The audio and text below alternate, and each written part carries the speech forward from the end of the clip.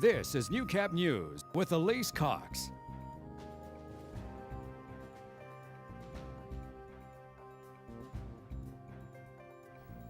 Good evening. The border city is celebrating Canada Day the only way it knows how. Bud Miller Park has been the hot spot for the big birthday for years. And despite the gloomy weather, families celebrated with live entertainment, food, and just about everything you could imagine.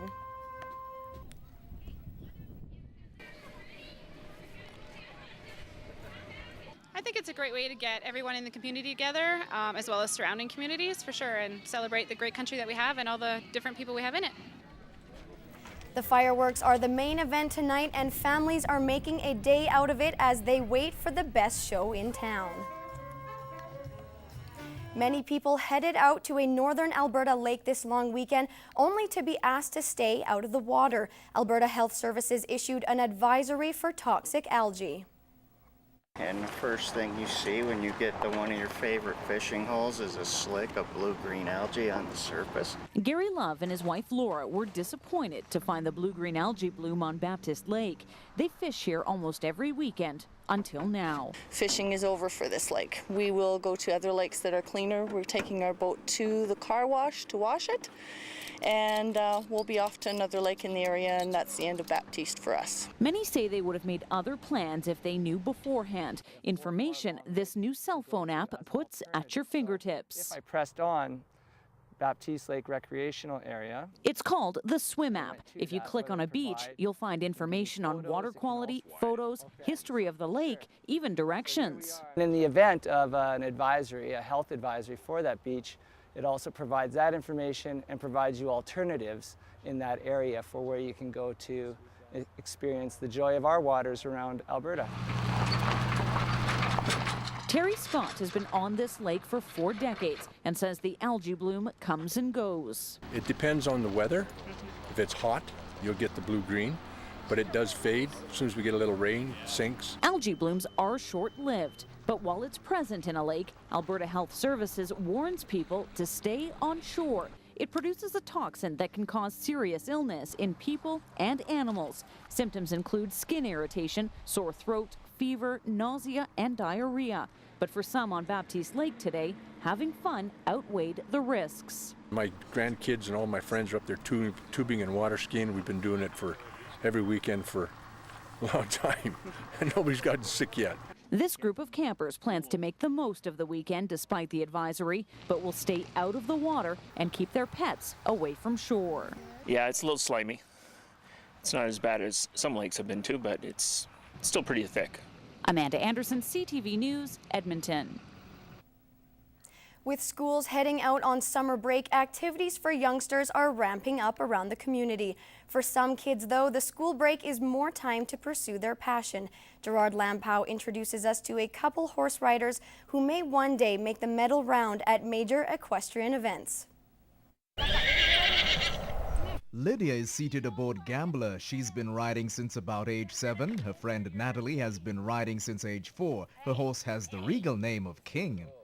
I think when I'm riding, I'm more free than when I am, I don't know, inside the house, inside the city, definitely. And when I'm at school, all I think about is going riding. Her favorite subject at school is English, which she says helps her to be creative. I made a book about horses, obviously.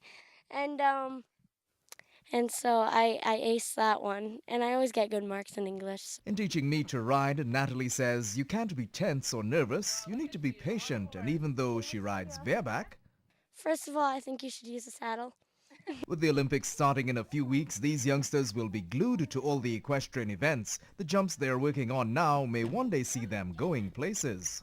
You learn stuff even if you're in the Olympics, so it doesn't take like a month. You know, it takes a couple years to get good at it. So, and you still learn stuff even if you're at a high level. I've just gotten my first lesson in learning how to get on top of the horse. And I think Lydia's going to teach me something about riding. So let's see if I can find out what that is.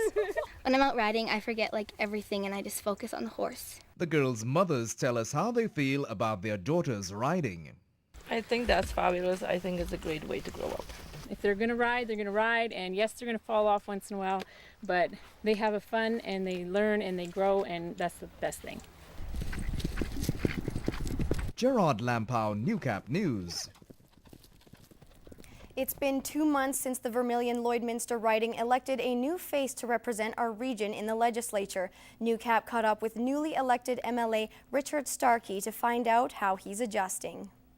The Lloydminster Golf and Curling Club was abuzz back on April 23rd as residents elected a new MLA for the first time in over a decade.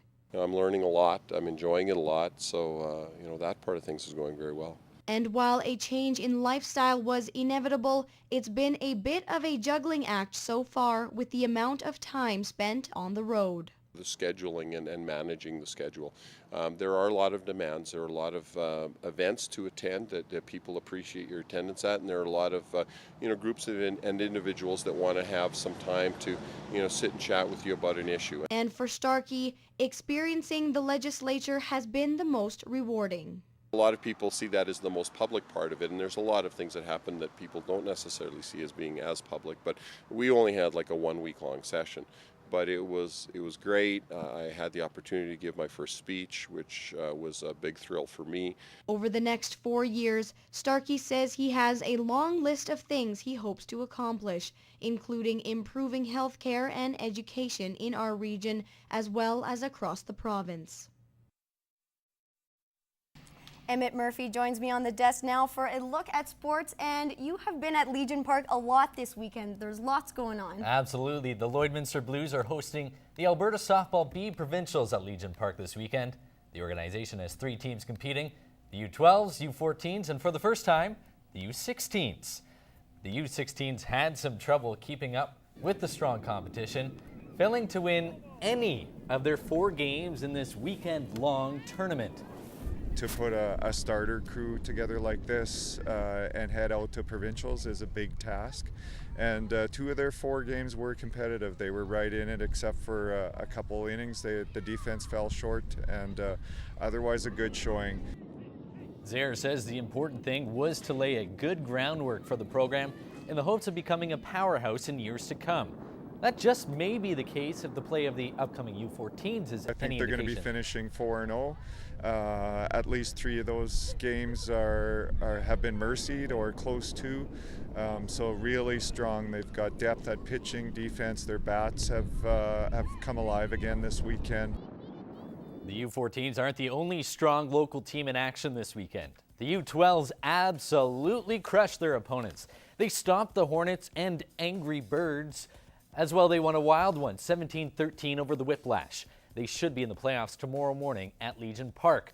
The previously mentioned U14s have been dynamite. They mercied the St. Albert Angels, and they not only mercied the Lacombe Slam, but they also shut them out. And they crushed the East Central KAOs 11-2. In those 3 games, they scored 41 runs and gave up just 3. The other local ball association on the Shale this weekend has been the Rebels. Their U16B team is also seeing tremendous results. They shut out the Provo Shooters in a defensive battle, but show they can also bring some serious offense by hammering the Calahoo Errands 13-4. They also won another defensive gem against the Extreme 2-1. The final local club playing is the Rebel U12s, who also continue the Lloydminster domination. They scored 37 combined runs in their wins against the Red Deer Rage and Okotoks Outlaws. They bumped the overall run total to 60 in 3 games with a 13-7 win over the Calgary Raptors. Meanwhile, the LCSA Betcave Bantam A Rebels, the best softball team in the province, is at the Canada Cup in BC this weekend. Girls rolled through their league finals last weekend, winning with a mercy in the championship game. The Orange and White will play 5 games. And we did very well against them as well. So we play a team from Oak Ridge, Ontario, Monday. And Wednesday at 1. And CPCA action is wrapping up today in Little Pine, the final test before the Calgary Stampede. On Friday, Gord McCallum and Bob Van Eaton surprised the field by sharing day money with the fastest time. On Saturday, it was Shane Nolan who stormed through the finish line in the fastest time, not just for the night, but the fastest time ever. He set a new track record but still sits in second place in the aggregate. He trails the Chief, Ray Mitsuing, who finished just 2/100ths of a second off the pace on Friday and ran clean Saturday. And you know what? It was canceled today. So after 2 days, the aggregate looked like that, and that was the end. Ray Mitsuing wins his second show title of the year despite missing North Battleford. Devin Mitsuing was in contention. A good finish for him after he had some penalty troubles early in the year. Lane Bremner, who jumped into the top 5 in season standings this week, was not far off in 4th, and Jamie Labicane sat just 1/100th of a second behind him in 5th spot.